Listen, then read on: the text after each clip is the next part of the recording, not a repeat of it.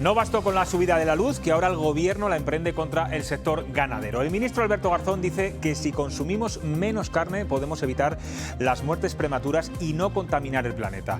De nuevo, mensajes alarmistas basados en datos poco precisos y atacando a una industria que pasa por horas bajas. El representante de Izquierda Unida en el Gobierno debería medir más sus palabras y sus vídeos catastrofistas en las redes sociales. Antes de lanzar campañas contra un producto, debería hablar con los que saben. Aquí arranca Cuestión de Prioridades.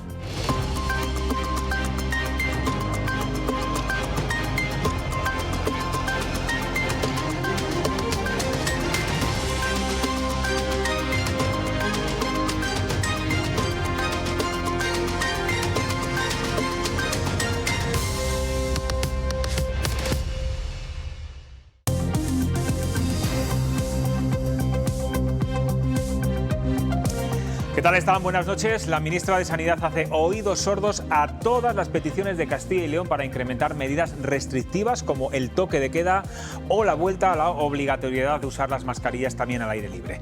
El cambio fulminante de tendencia y el gran número de jóvenes contagiados en toda España no ha llevado al Gobierno a aprobar esta tarde nuevas medidas de país, ni siquiera en el ocio nocturno. Se agarran al buen ritmo de vacunación y que ya no es tan importante la famosa incidencia acumulada. Ahora, al parecer, hay que tener en cuenta, pues otros indicadores. El Ministerio sigue sin querer tomar decisiones impopulares y, mientras tanto, en comunidades como la nuestra, el COVID avanza y los positivos siguen totalmente descontrolados. 1.521 nuevos solo hoy, en el día de hoy.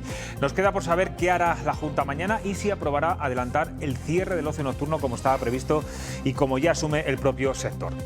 Bueno, hoy también hablaremos de cine y de reporterismo de guerra con el director y productor Roberto Lozano, que estrenó hace unas semanas, su última película documental en la que trabajó Roberto Fraile, el cámara salmantino asesinado en África hace 2 meses. También hablaremos de la polémica de la carne, creada hoy por el ministro Garzón, pero vamos ya con Ruth García Ribote para que nos dé la última hora. Buenas noches. ¿Qué tal? Buenas noches. Bueno, a la ministra Darias le han preguntado tras el Consejo Interterritorial sobre la propuesta de Castilla y León para aplicar el toque de queda.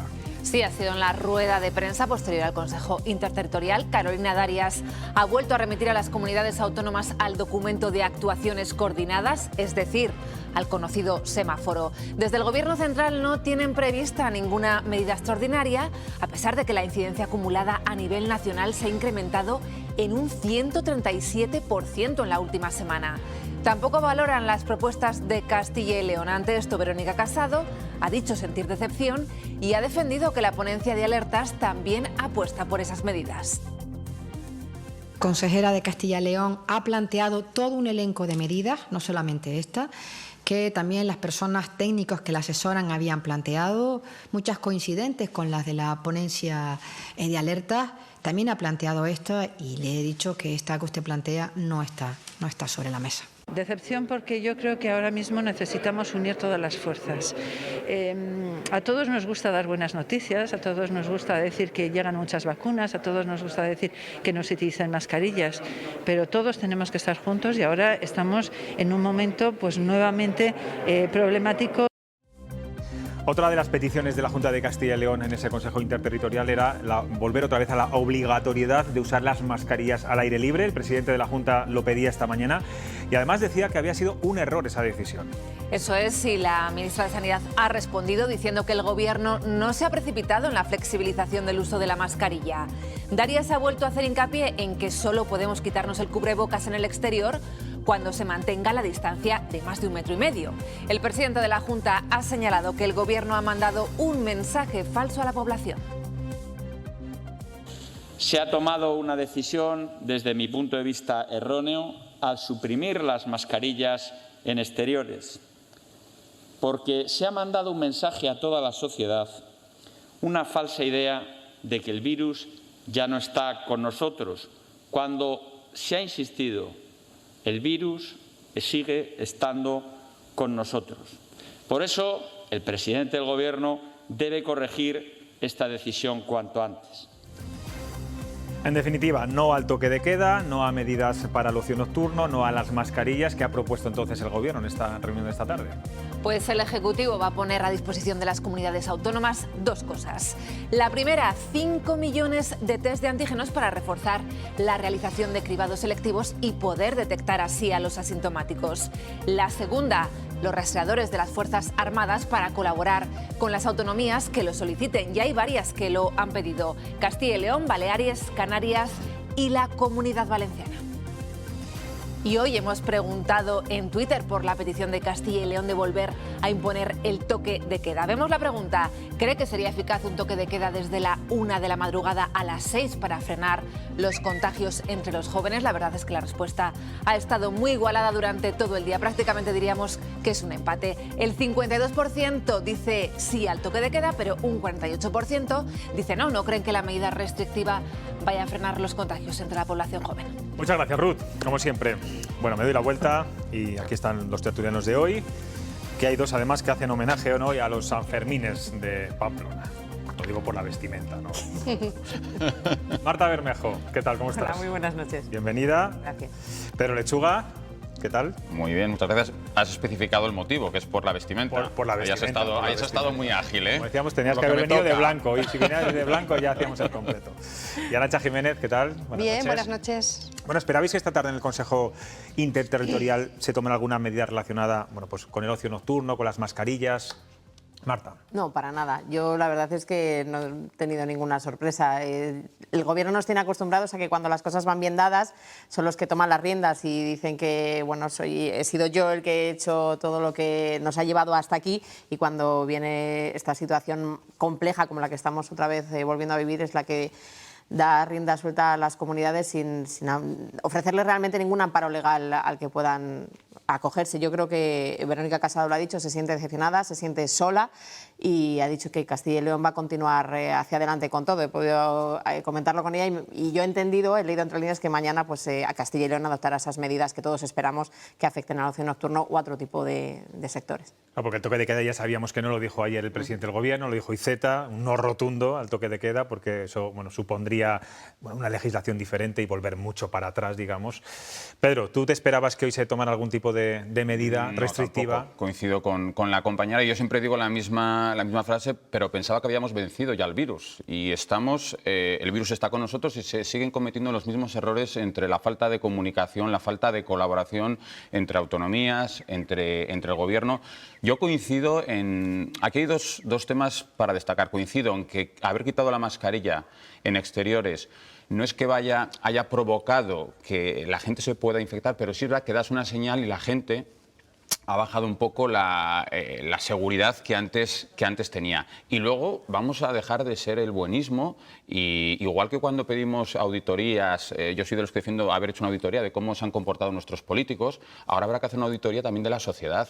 Dejemos de ser buenismo. La juventud, en nuestro país en este caso, no está dando un buen ejemplo y hay que decirlo alto y claro. Claro, decía la ministra hoy, pedía en esa rueda de prensa, pedía a los jóvenes que contribuyan con su comportamiento a frenar los contagios, pero claro, ante el gran drástico volumen de contagios y esta propagación del virus, algo habrá que hacer más allá de mensajes de sensibilización, ¿no? Bueno, yo creo que la sensibilización es lo que ha fallado desde el principio prácticamente con todos los sectores de población, a excepción, lamentablemente, de las personas mayores en residencias a las que se ha tenido encerradas durante meses consecutivos sin darles derecho a nada. Dicho lo cual, yo creo que a los jóvenes hay que mandarles un mensaje de responsabilidad. Yo creo que las familias tienen que hacer un trabajo muy importante para que estas cosas dejen de pasar y luego hay que tomar medidas. Yo no sé si cerrar la hostelería a la 1 de la madrugada va a ayudar a frenar o no los contagios, pero yo personalmente sí discrepo con algo que ha dicho el presidente de la Junta. Se nos ha lanzado la idea de que el virus se había terminado. No. No, yo no creo que se haya lanzado esa idea. Yo creo que lo que se está diciendo es que la vacunación evoluciona, que efectivamente hay un grupo de población importante que ya está inmunizado, pero que existe una responsabilidad y que en exteriores mantenemos la mascarilla si no podemos mantener esa distancia de 1,5 metros. ¿Qué pasa? Que si no lo cumplimos, las consecuencias son estas. Es decir, ¿la culpa es del Gobierno por haber quitado la mascarilla? No, señores. O sea, la culpa es de quien sigue actuando a sabiendas que con ese comportamiento o se va a contagiar o va a poner en peligro a otras personas. Dejemos el buenismo, decía Pedro, y estoy de acuerdo. O sea, la autocomplacencia, yo entiendo que los jóvenes lo han pasado muy mal, que han sido meses muy duros, tanto como por cómo se ha tenido que llevar el curso, por no poder salir en esta etapa de la vida. Mira, todo el mundo lo ha pasado muy mal en estos meses. Y yo no excuso o no quiero decir que los jóvenes no especialmente, si entendemos que es una etapa complicada. Pero de verdad, o sea, es una responsabilidad la que nos queda de 2 meses. 3 meses hasta que se pueda vacunar a lo que queda del grueso de la población. Es tanto pedir a los jóvenes que sean responsables y a las familias que traten de explicar a los jóvenes que hay cosas que no se pueden hacer. Ahí Arantxa ha dado la clave con lo de las familias. Es vergonzoso las mamás y los papás que, como sus hijos, los colegios, los institutos no organizaban inteligentemente y respetuosamente los viajes de fin de curso, los papás y las mamás se han dedicado a organizar los cursos porque, claro, sus hijos quedarían traumados por un año no tener ese viaje. Es una vergüenza. El mensaje que se está dando a esas familias, a los jóvenes, es: os entendemos, niños, niñas. No, perdón. Y ahora mismo hay que ser claro, la juventud en nuestro país lo está haciendo no mal, muy mal. Y los próximos cribados voluntarios que va a haber la afluencia que tiene de jóvenes. Claro, ahí es donde iba yo también. Yo espero que esos mensajes que se les están lanzando, como decís, al final tenemos que ser muy claros. Y ahora estamos en el punto de, por favor, si hay test masivos, acudid a ellos y, por favor, con estos rastreadores... Tenemos el caso, creo que es de León, si no me equivoco, sí, donde fue... Bueno, 3.700, un 10%. Eso es. Pero, y ahí lo dijo también el otro día la consejera, que los rastreadores iban a dejar de hacer esa labor con los jóvenes porque, primero, no daban los teléfonos, la información real. Y ahora en la siguiente, todo el mundo que luego testeamos un poco con hijos de conocidos, fueron los que pensaban que iban a dar negativo a ese test. Claro.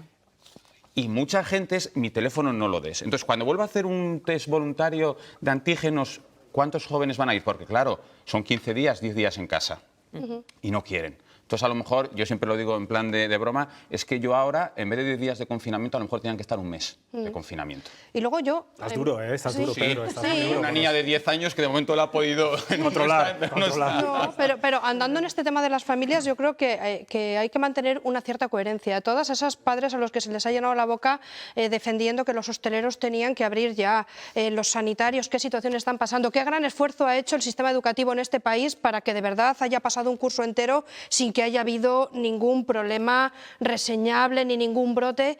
Y de verdad, a estas alturas, después de todo lo que llevamos y después de todo el esfuerzo y después de todo lo que hemos reivindicado, defendido a los hosteleros que lo están pasando fatal, ¿somos capaces de dejar que esta situación avance así? ¿De no atar un poco al...? Y Pedro, sí que os quiero decir, la franja de edad con más contagios es de los 19 a los 29 años. Sí. Ahí los papás y las mamás, bueno, ya somos mayorcitos, ¿no? Bueno, pues yo te digo una cosa, es evidente que no lo somos, José Luis.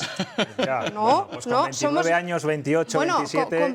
Con 29 años, un porcentaje muy elevado de la población está viviendo en casa con su familia, con sus padres. Pero tienen cabeza, ¿no? Y son la responsabilidad individual también. Pero tenéis razón, sí, no os quito la razón. Yo el otro día escuché unas declaraciones de Boris Johnson, al margen de lo que está haciendo Reino Unido en este sentido, en el que apelaba a esto con claridad, ¿no? La responsabilidad individual, todos sabemos cuáles son las consecuencias y todos sabemos cómo tenemos que actuar, pero ¿cómo necesitamos que nos lo digan? Lo único, mientras recapacitan los jóvenes, cada día estamos viendo cómo está sumando el número de positivos y estamos viendo ya medidas en algunas comunidades. Aragón, por ejemplo, recorta horarios en el ocio nocturno. En Galicia van a pedir PCRs a la puerta de las discotecas.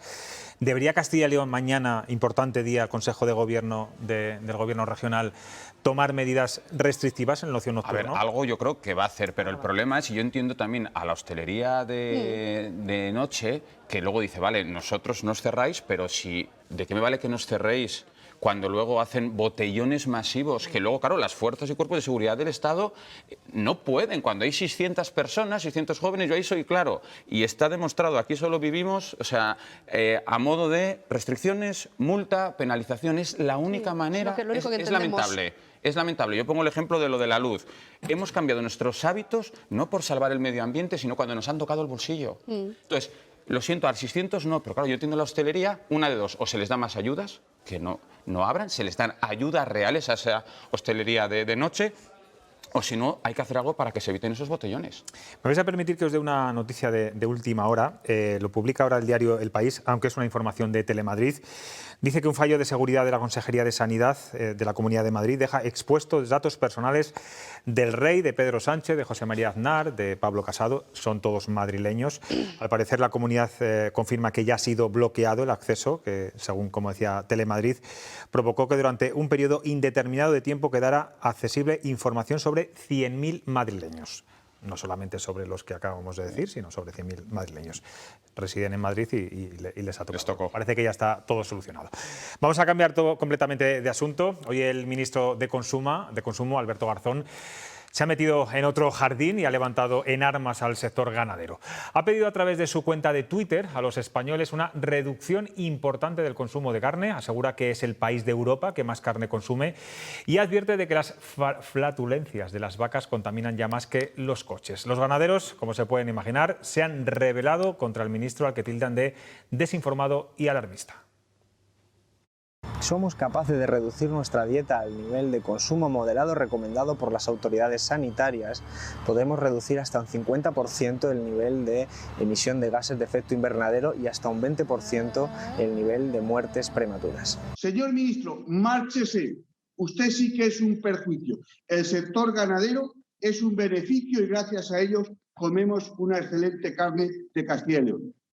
Bueno, pues Donaciano Dujo no se anda con chiquitas, en estado puro, márchese, váyase del ministerio. Bueno, ese es Donaciano Dujo. Bueno, os pregunto, hablamos de un sector muy importante en Castilla y León, vital, el de la carne, que además pasa por pues un momento de horas bajas en cuanto a su rentabilidad. ¿Qué os parece esta petición del ministro a los ciudadanos, Arantxa? A ver, yo creo que aquí hay dos cosas. Hay una cuestión de salud que yo creo que es importante tener en cuenta. Según Pedro Barato, perdona que te interrumpa, sí, presidente de Asaja Nacional, dice que en España la dieta mediterránea y que comemos bien, que es una... Bueno, yo creo que comemos sanamente. bien, yo creo que comemos bien, pero no creo que sea la única ciudadana en este país a la que haya oído decir alguna vez algún médico que hay que empezar a consumir menos carne roja. Es decir, ¿comemos bien? Sí. El ministro lo que dice es consumir de manera moderada. Es decir, yo creo que en la parte sanitaria yo estoy de acuerdo con Alberto Garzón. Yo creo, pero además es que, quiero decir, lo creo porque además a mí me lo han dicho los médicos. Luego hay una parte que tiene que ver con el impacto ambiental de todo esto. Yo ahí creo que hay dos posturas irreconciliables.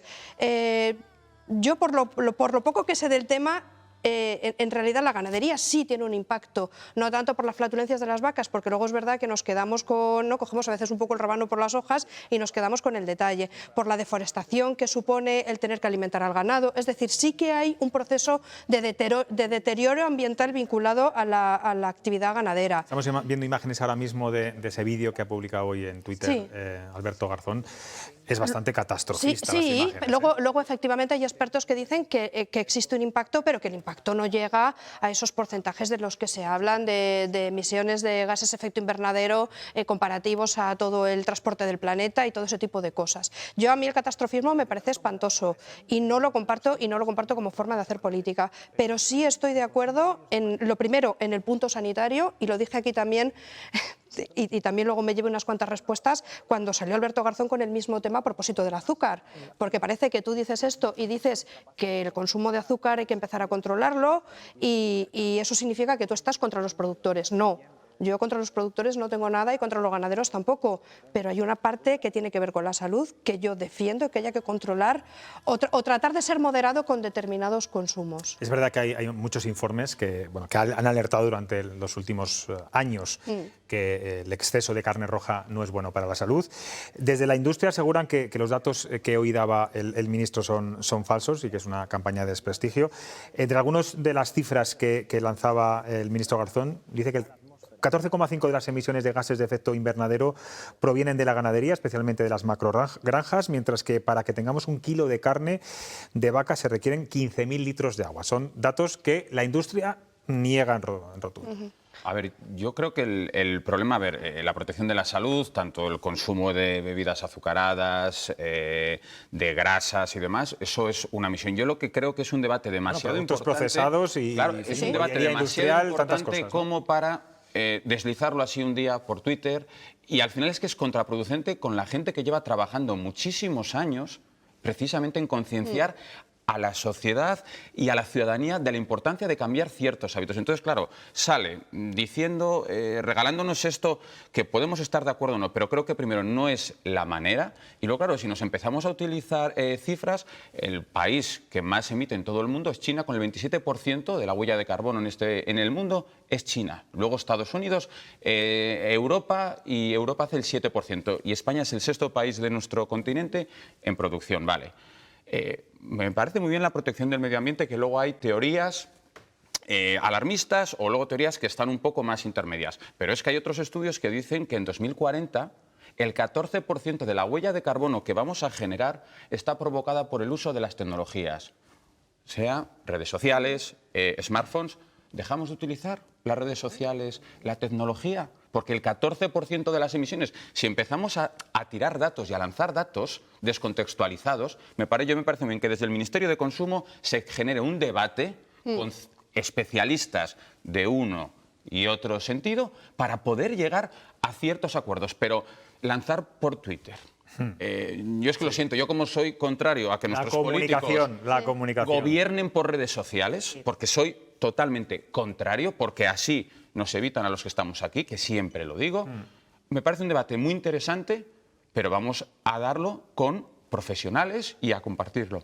Efectivamente, yo discrepo a lo mejor un poco de todo lo que están contando, porque la campaña del azúcar no era hay que comerlo moderado, era el azúcar mata. Y yo creo que ahí es donde, en ese tono, cuando lanzó esa campaña, vio como también todas las... No, y también hablaba de muertes prematuras. Por eso digo que también ha rebajado un poco el lenguaje y ha dicho ahora hay que comerlo de manera moderada. Yo reconozco que no soy experta, me parecía muy interesante lo que decía Pedro, que habría que hacer un debate con muchos profesionales.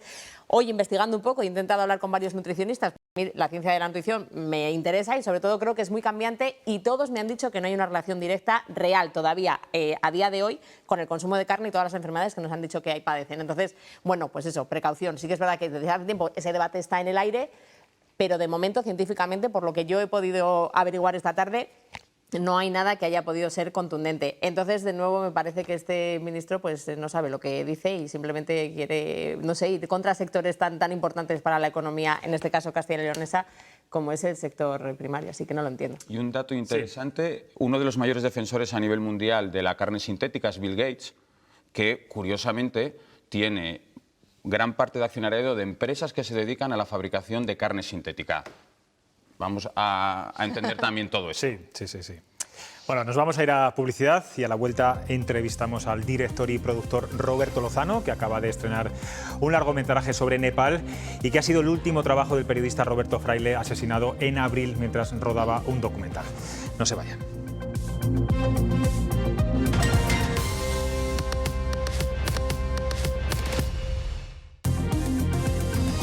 Seguimos en cuestión de prioridades, son las 10 menos 2 minutos. El Festival de Málaga presentó a principios de este mes el estreno nacional de la película documental All the Souls, del director y productor y guionista vallisoletano Roberto Lozano. Rodada en Nepal, India, España, Malasia, Sri Lanka y los Emiratos Árabes. Este trabajo tiene una característica pues muy especial, y es que fue lo último que hizo el director de fotografía Roberto Fraile, que como recordarán es el periodista salmantino asesinado el pasado 26 de abril en Burkina Faso junto al reportero David Beriaín. Esta película versa sobre la trata de seres humanos en Nepal y sobre todo denuncia el secuestro y la venta de menores. Está con nosotros el director Roberto Lozano. La última vez que estuvo en esta casa fue cuando emitimos el documental Los ojos de la guerra, en homenaje a los dos periodistas fallecidos. Buenas noches, Roberto, ¿cómo estás? Buenas noches. Bueno, imagino que este estreno se estrenó primero en Varsovia, el nacional ha sido en el Festival de Málaga. También ha sido muy emotivo para ti. Bueno, pues trabajaste muchas veces con Roberto Fraile y bueno, este es su último legado, ¿no? Su última obra. Como tú bien dices, ha sido evidentemente muy emotivo, ¿no? El estreno nacional en Málaga y realmente a mí personalmente me ha conmocionado profundamente, ¿no? Todo esto, ¿no? Y hasta el punto de que me ha hecho incluso cuestionar mi trabajo a lo largo de tantos años, ¿no? Porque cuando se mueren, porque tanto David como Roberto eran amigos, especialmente Roberto, con el que yo había trabajado mucho, pero con David tenía una relación muy especial también, ¿no? Y entonces de repente que dos amigos tuyos, con los que te une además una una relación de profesión, de experiencias vitales que a lo largo de tantos años en tantos sitios, pues lamentablemente te llega a lo más profundo, hasta el punto de, como te decía, cuestionarte, decir, ¿esto que has hecho merece la pena? ¿Por qué ha pasado esto? ¿Te estás cuestionando volver a hacer películas documentales en zonas de conflicto, por ejemplo? Pues sinceramente, ahora mismo estoy en un momento muy difícil, ¿no?, en ese sentido. Primero porque con Roberto especialmente era el director de fotografía con el que yo trabajaba muchísimo más seguro, cómodo y de una manera muy especial en el terreno, ¿no? Aunque, por ejemplo, en All the Souls está también Ciro Selma, que es el otro director de fotografía con el que rodamos All the Souls en Nepal, y con él también me he sentido muy especial, muy seguro también, ¿no? De alguna forma te sientes huérfano en lo laboral, digamos. Sí, mira, hace un rato estaba hablando con Sergio Caro, que fue el director de fotografía, el operador de cámara con el que trabajaba David Berein cuando nosotros nos juntamos en Afganistán para rodar Los ojos de la guerra. Y cuando hablamos tenemos esa sensación, ¿no?, de que es como si nos hubiésemos quedado nosotros dos solos, ¿no? O sea, es decir, se han ido David y Roberto, que éramos pues un grupo, una especie de hermandad, ¿no?, de esa cuadrilla que habíamos formado los cuatro, justo pues ahora se cumplen 11 años del estreno de Los ojos de la guerra, perdón, 10 años, se van a cumplir en octubre, y nosotros rodamos en Afganistán en el 2009. Curiosamente, en la zona donde hoy los talibanes han tomado una ciudad, en Kalainao. Cuando llegamos nosotros a Afganistán, ellos estaban en Kalainao y nos encontramos en medio de Herat y allí, ¿no? Te entiendo porque además, bueno, todo esto se produjo en 2015, esta película de la que estamos hablando, tras el trágico terremoto en Nepal, que devastó la capital, Katmandú. A partir de ahí se produce una serie de llamadas telefónicas entre tú, Roberto, tu mujer también, y os decidís de inmediato a iros para allá. Y tú has dicho en alguna entrevista, si Roberto no se hubiera ido, seguramente yo tampoco me hubiera ido. Seguramente porque, a ver, era muy rápido, era una decisión que teníamos que tomar muy rápido, ¿no? El terremoto se produjo el 26 de abril del 2015. Marta Arnaz, que es mi mujer, como tú has dicho, y que es la productora de la película, decidimos irnos, ¿no? Y evidentemente a la primera persona con la que teníamos que contar era con Roberto, que era el director de fotografía habitual, ¿no? Y si él en ese momento a lo mejor hubiese dicho que no, pues posiblemente todo hubiese cambiado, ¿no? Porque no hay muchas personas a las que cojas el teléfono, le llames y te digas, oye, mañana nos vamos a cubrir esto a miles de kilómetros y que estén dispuestas a seguirte, ¿no?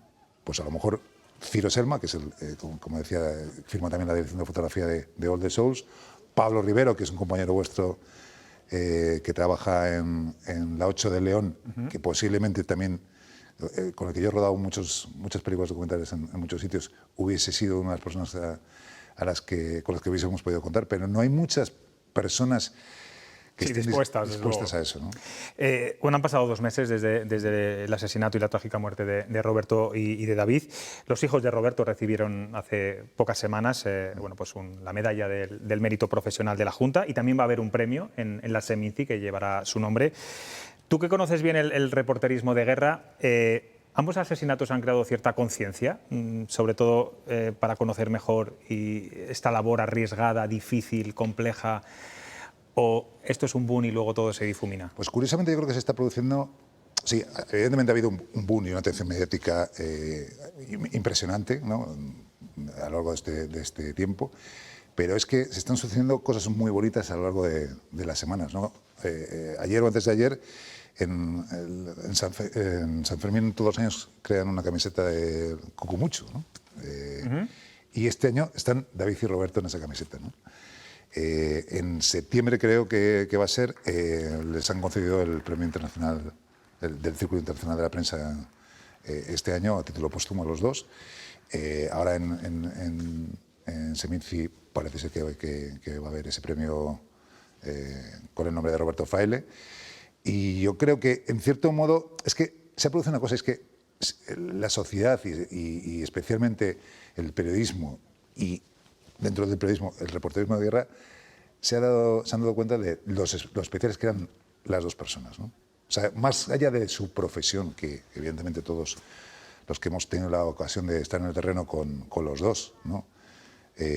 Sabemos cómo trabajaban en el terreno, ¿no? O sea, cómo eran en el terreno. O sea, David era el tío más responsable que he conocido yo en el terreno, ¿no? O sea, nosotros, por ejemplo, en All the Souls no conseguimos llegar a entrevistar a un traficante porque la organización con la que estábamos estaba amenazada, o sea, les amenazaron de muerte justo en el rodaje, entonces se produjo una situación muy compleja, de mucho riesgo, ¿no? Real, sobre todo para las personas de la ONG. Y el otro día Sergio Caro, en Málaga, que era la primera que veía la película, dice: David hubiese llegado a esa entrevista. Y estoy seguro, o sea, yo no lo hice, pero David sí. ¿Por qué? Porque era su forma de hacer, ¿no? Y si se hubiese tenido que quedar 2 meses más en Nepal para conseguir esa entrevista, lo hubiese hecho. Sí, desde luego era tenaz, era tenaz. Era impresionantemente, bueno, pues cabezón, ¿no? Navarro.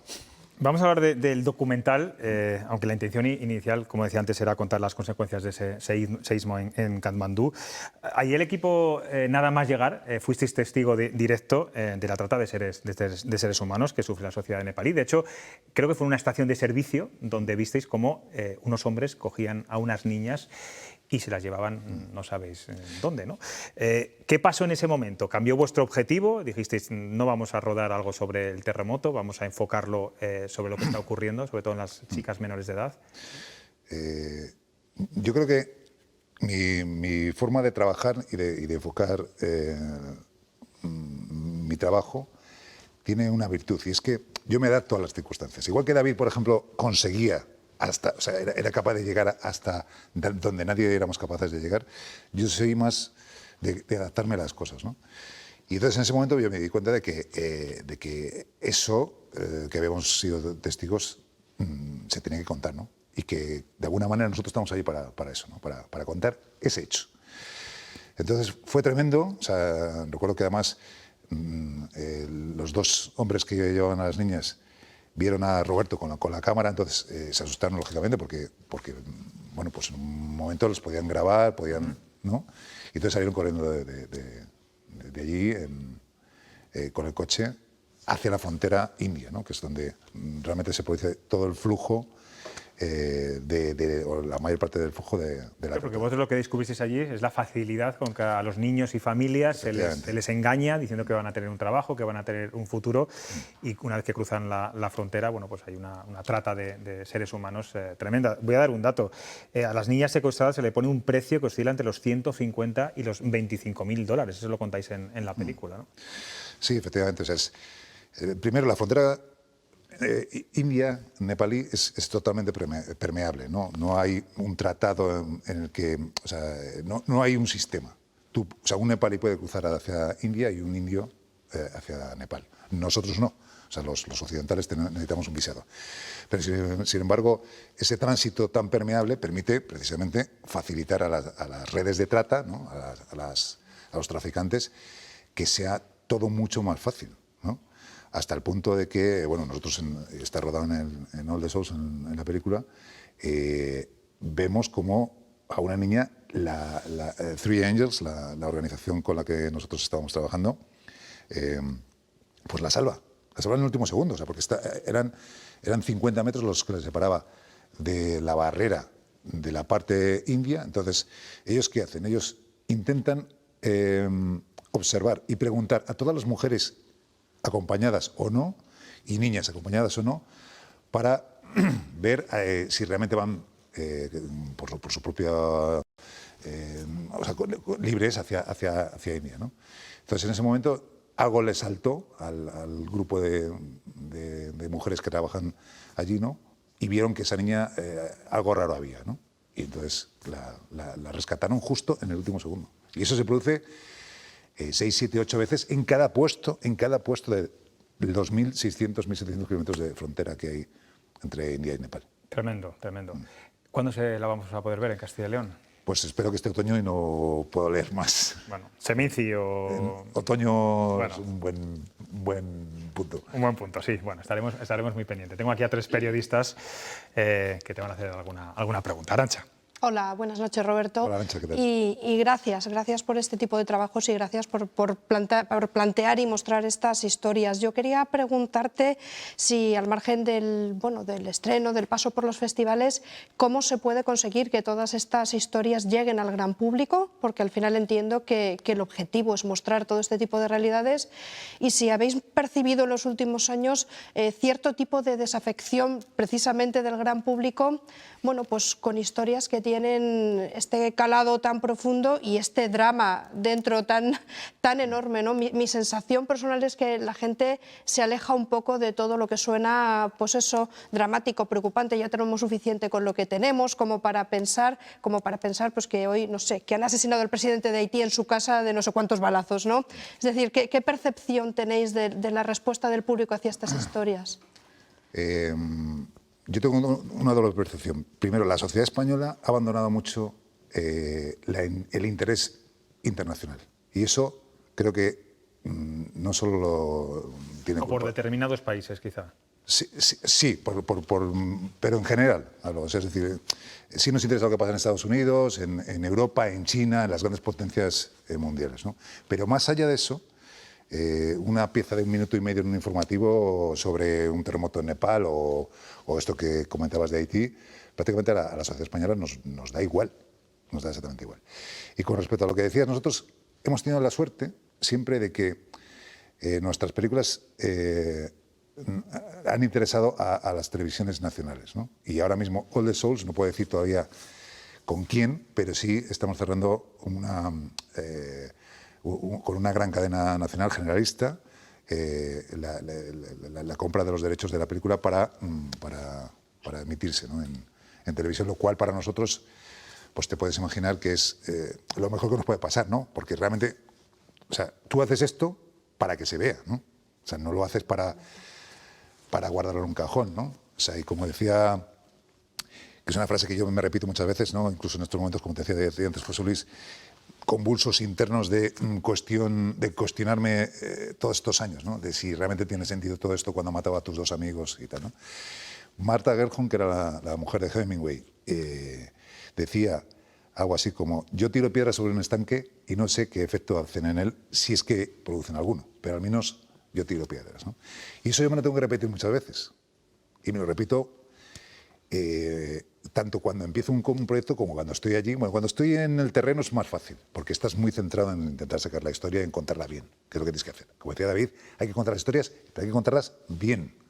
O sea, no vale medias tintas. Tienes que llegar hasta el tuétano de la historia para que la sociedad sea capaz de recoger eso, ¿no? Y volviendo un poco, eso me lo decía una productora ejecutiva de All the Souls, ¿no? Que a ellos habían visto más películas sobre este tema, pero lo que les había llamado la atención es que estaba contada de tal forma que se contaba de una forma en la que te hacía partícipe del dolor de las víctimas, ¿no? Que eso es lo que buscamos, ¿no? Y un trabajo ingente. Varios años habéis tardado en rodarla y, bueno, como decía yo, 5 o 6 países, ¿no? Pedro Lechua. Por tu experiencia, darte también la enhorabuena por este trabajo. Desde tu experiencia, ¿crees que estamos viviendo una época dorada del mundo documental en cuanto a la calidad y también el consumo? Las plataformas, véase Netflix, Amazon Prime, parece que ha generado cierta llamada a las personas. Y luego, eso se ve, estabas comentando antes una negociación con una televisión generalista, hablando con gente del sector, me dice que todavía en España, trabajos como el vuestro, se paga muchísimo menos que en otros países, que sí está más valorado el mundo documental. Entonces, ¿crees que estamos viendo esa época dorada en cuanto a calidad y luego se responde realmente con luego los compradores, las televisiones, las plataformas? Sin lugar a dudas. O sea, yo creo que el género documental dentro del cine hay una especie de redescubrimiento, ¿no? Quizá a lo mejor por el agotamiento del cine de ficción y porque también la frontera muchas veces entre el cine de ficción y el cine documental se está entremezclando, traspasando ya desde hace varios años. Pero además la tecnología ha democratizado totalmente la posibilidad a los cineastas, ¿no? Es decir, que ahora mismo con un equipo muy reducido de mucho menos coste que hace 25 años cuando nosotros empezábamos, pues te permite irte a Afganistán, primero pasar más desapercibido, porque claro, cuando por el propio Roberto Fay le iba en sus primeros viajes en el 2000, estamos hablando del 2000, a Afganistán iba con una cámara Betacam que pesaba 7-8 kilos, más un trípode que pesaba 3 o 4 kilos, más las baterías, más, o sea, es decir, que estamos hablando de una persona que llevaba un equipo a su alrededor muy importante y que llamaba la atención frente a digamos, posibles acosadores, ¿no? Entonces, todo esto ha ayudado a que el cine documental atraiga a un determinado tipo de espectador, porque además está viendo que hay muchísimas posibilidades de contar la historia, de contar historias, ¿no? Es decir, yo creo que la narrativa del cine documental está superando en muchos casos a otro tipo de narrativas, ¿no? O sea, posibilita, primero, darnos a conocer en profundidad temas que de otra manera no conoceríamos, porque con 1 minuto y medio en un informativo, salvo Rosa María Caraf, que era la número 1, nadie es capaz de contar una historia, pero el cine documental lo que hace es realmente ir hasta el fondo de la cuestión problemática o del tema a tratar, ¿no? Marta. Yo te iba a pedir que por favor no abandonaras este mundo, porque necesitamos gente como tú, como Roberto y como muchísimos periodistas que cuando ven ese tipo de situaciones como la que vivisteis en esa gasolinera no giráis la cara, como decía Arantxa, que al final muchas de las personas de la sociedad no quieren ver lo que está pasando. Y yo creo que con todo lo que estás ahora mismo contándonos estás, o yo por lo menos he visto argumentos más que suficientes para que te autoconvenzas de que es más que necesario que sigas ahí. Pero yo soy de las personas que creo que todo pasa por algo, que nada queda en el azar. El terremoto de Nepal fue el 26 de abril, 6 años después es el mismo día cuando ha muerto Roberto. Y esa manera que tenéis de contar las historias, yo creo que son las que realmente llegan. Tú en este documental yo creo que has podido observar perfectamente lo peor de la sociedad, pero también lo mejor, como nos has contado con esa historia de esa que en un segundo esa mujer salvó a esa niña, ¿no? de vivir una vida terrible. Y a mí sí que me gustaría que nos intentases explicar qué es lo que sientes cuando tras tantos años de rodar, de meterte, imagino que involucrarte personalmente en esas historias, ves finalizada la película y la estrenas, ¿no? En este caso en el Festival de Málaga. ¿Qué es lo que llegas a sentir para que también te autorrefuerces de no dejar este mundo? Primero son muchísimas emociones de todo tipo, ¿no? O sea, felicidad por una parte, por dar voz a esas víctimas, satisfacción personal, lógicamente, ¿no? Cubres una parte de tu ego profesional, de tu ego personal. Ver en una pantalla el trabajo de 5 años, ¿no? En el que no solo estás tú, porque hay una cantidad de humanidad detrás de cada película y más de este tipo que realmente es impresionante, ¿no? O sea, está el montador, Andrés Caronilla, Marta, la productora, el propio Roberto y Ciro como directores de fotografía, Sergio de la Puente, músico, es decir, es tan complejo que cuando lo ves así acabado dices, después de 5 años, ¿no? como pasó la primera que vimos en el Festival de Varsovia, que son muchas emociones al mismo tiempo, ¿no? Y bueno, sí, en cierto modo, bueno, cuando lo ves ahí dices, bueno, merece la pena, ¿no? Pero cuando pasan cosas como lo que ha pasado ahora, pues mira, yo por ejemplo, mi hijo Diego, que tiene 5 años, todos los días tiene nombre a Roberto Freire y a David. Todos los días. Carla y Daniel, los hijos de Roberto, ya no tienen a su padre, ¿no? Y eso a mí no se me olvida, no puedo, no sé, olvidarme de eso, ¿no? Entonces, este tipo de cosas son muy complicadas, ¿no? Pues entiendo el momento personal, son 2 meses y medio desde que fallecieron de esta forma tan trágica tus compañeros, pero te digo lo mismo que dice Marta, no te cuestiones tu trabajo porque de verdad ha sido una labor fundamental y sabes además que te digo, Roberto, con el aprecio que te tengo, que tú además también tienes una responsabilidad que es la de seguir hablando de los dos.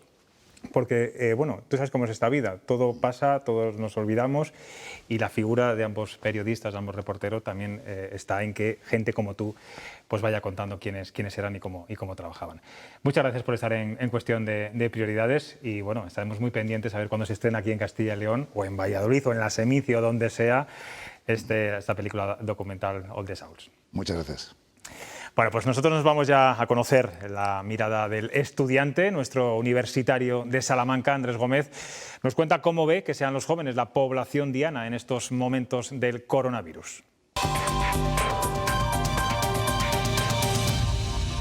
Hola, se va acabando, penúltima aparición, ¿cómo estáis? ¿Qué tal? Antes de nada deciros que, bueno, yo ya he terminado los exámenes y estoy ahora de prácticas en una radio de aquí, de Salamanca. El tema de la semana es la cantidad de contagios que está habiendo ahora entre los jóvenes. Es tal que ya le han puesto nombre, la ola joven. Ya se ha pensado incluso meter en medidas otra vez, el toque de queda, el cierre del ocio nocturno y demás. A ver, yo creo que esas medidas no son tan necesarias ahora. Sí que es verdad que la situación es grave, pero para meter estas en medidas restrictivas tendría que haber una alta presión hospitalaria. No es el caso. Sí que es verdad que ahora todos los contagios son de gente joven y sufrimos menos las consecuencias de este virus. No está habiendo apenas muertes, no está habiendo casi ingresos en la UCI. Tened cuidado por dónde andáis, con quién estáis y sobre todo poneros la mascarilla, aunque no sea obligatoria, no es conveniente olvidarse de ella. Esto demuestra una cosa clara, que las vacunas funcionan, porque nosotros todavía no estamos vacunados la mayoría, entonces por eso nos estamos contagiando tanto.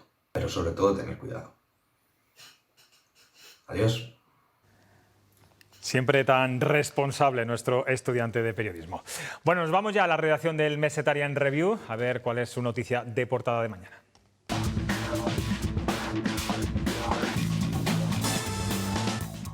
Buenas noches, José Luis. Quedas colorado gris. La edición de mañana de Mesetarian Review lleva en su portada el Día de la Liberación Fiscal, que en Castilla y León se celebra el 10 de julio. Hasta ese día todo lo que ganamos se va en impuestos. Vivimos en un infierno fiscal. Claro que también hay que decir que la media española es que el Día de la Liberación Fiscal sea el 13 de julio. Desde ese punto de vista, vivimos en un paraíso fiscal. Todo depende de con quién se compare uno. En Mesetarian Review, nuestro horizonte eres tú. Le han salido hasta sarpullidos en la piel. Por cierto, iba vestido igual que vosotras también, ¿eh? Sí. Es el color de moda. ¿Rojo qué? Rojo. Rojo San Fermín. Rojo San Fermín, vamos a llamarlo así. Sí. Bueno. Marta, Pedro, Arantxa, gracias como siempre por estar aquí en este programa. Os seguiré invitando. Que nos quedan muy poquitos programas. La semana que viene ya terminamos, pero a lo mejor en alguno de ellos os puedo invitar. Y a ustedes ya saben, les espero mañana a las 9:30 aquí en Cuestión de Prioridades de Castilla y León Televisión. Descansen y disfruten. Adiós.